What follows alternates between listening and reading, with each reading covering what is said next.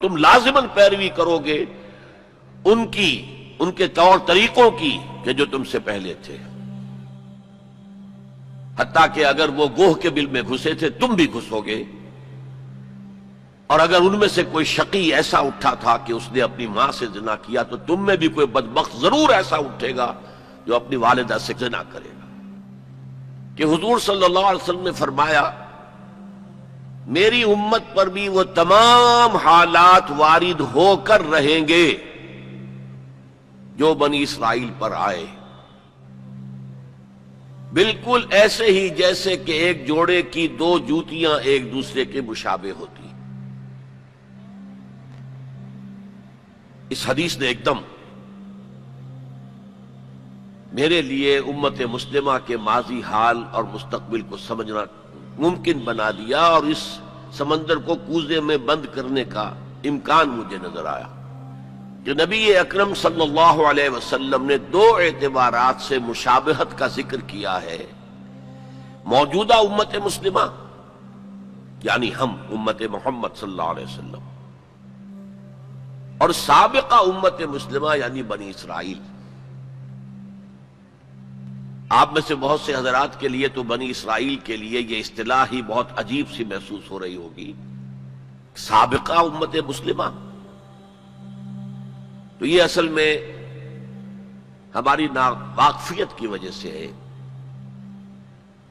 ورنہ جیسے کہ غالب نے کہا تھا کہ ریختہ کے ایک تم ہی استاذ نہیں ہو غالب، سنتے ہیں اگلے زمانے میں کوئی میر بھی تھا۔ تو ایسے ہم ہی واحد امت مسلمہ نہیں ہیں، ہم سے پہلے بھی ایک عظیم امت رہی ہے بنی اسرائیل۔ وہ حضرت موسیٰ کے امتی تھے، ہم حضرت محمد کے امتی ہیں صلی اللہ علیہ وسلم علیہ الصلوۃ والسلام۔ انہیں تورات دی گئی تھی، ہمیں قرآن دیا گیا ہے، اور قرآن مجید میں بار بار آتا ہے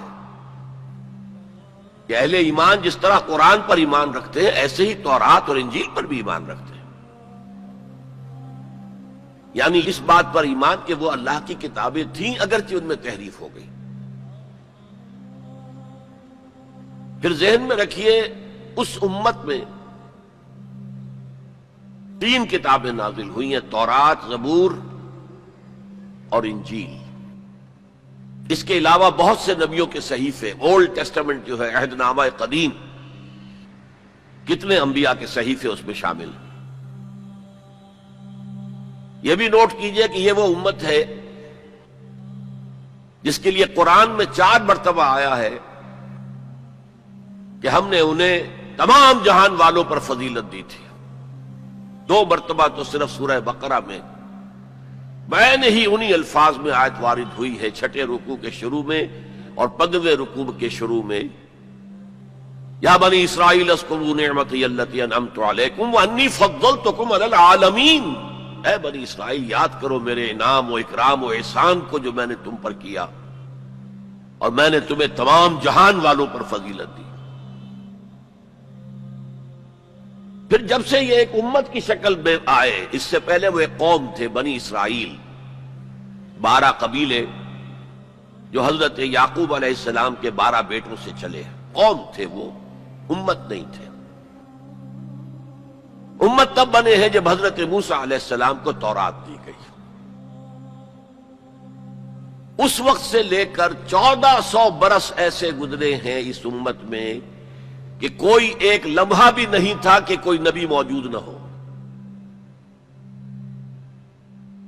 یہ جو چین ہے مسلسل انبیاء کی، آغاز بھی 2 رسولوں سے ہوا، موسیٰ اور ہارون علیہم السلام، اختتام بھی 2 پر ہوا، عیسیٰ اور یحییٰ علیہم السلام، اور دونوں کے درمیان سمجھئے کہ ڈور بندھی ہوئی ہے کہ اس میں کہیں کوئی رکھنا نہیں۔ بخاری شریف میں روایت ہے حضور کی صلی اللہ علیہ وسلم، کانت بنو اسرائیل تسوسهم الانبیاء کلما ہلک نبی خلفہ نبی۔ بنی اسرائیل کی سیاست، ان کے انتظامی معاملات انبیاء کے ہاتھ میں ہوتے تھے، جیسے ہی کوئی نبی فوت ہوتا تھا کوئی اور نبی اس کا خلیفہ بن جاتا تھا، جیسے حضرت داؤد، حضرت سلیمان، یہ دو مثالیں تو ہر انسان کو معلوم ہیں۔ بہرحال اس امت اور موجودہ امت مسلمہ امت محمد صلی اللہ علیہ وسلم میں مشابہتیں دو اعتبارات سے بیان کی گئی۔ ایک اس اعتبار سے مسلمانوں تم میں بھی وہ ساری گمراہیاں پیدا ہوں گی جو سابقہ امت میں پیدا ہوئی۔ لَتَتَّبِعُنَّ سُنَنَ مَنْ كَانَ قَبْلَكُمْ، تم لازماً پیروی کرو گے ان کے طور طریقوں کی کہ جو تم سے پہلے تھے،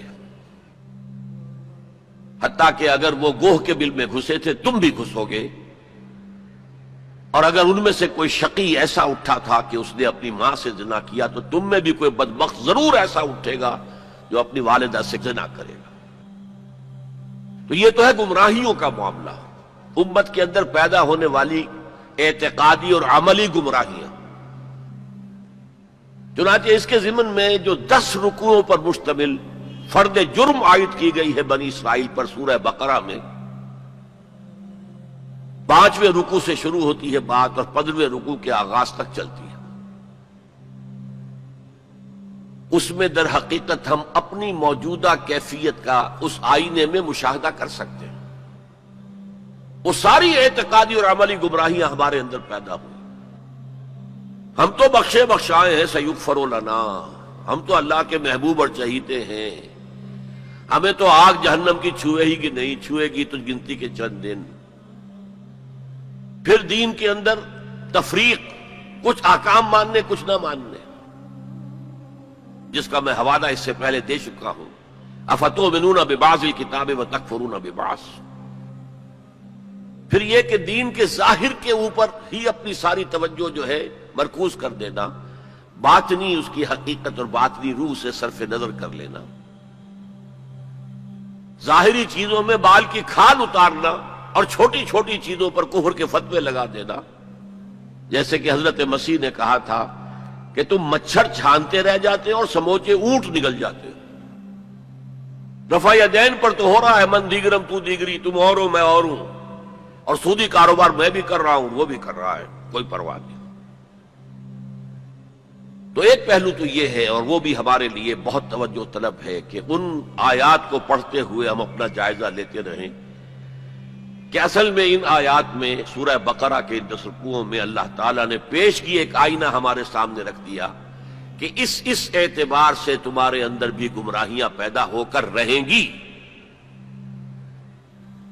تاکہ جن کو بھی اللہ توفیق دے وہ اس آئینے میں اپنی تصویر دیکھ کر اپنی اصلاح کی طرف متوجہ ہو جائیں۔ دین کی بات پھیلانا صدقہ جاریہ ہے، ثواب کی نیت سے ویڈیو کو شیئر ضرور کیجیے۔ جزاک اللہ۔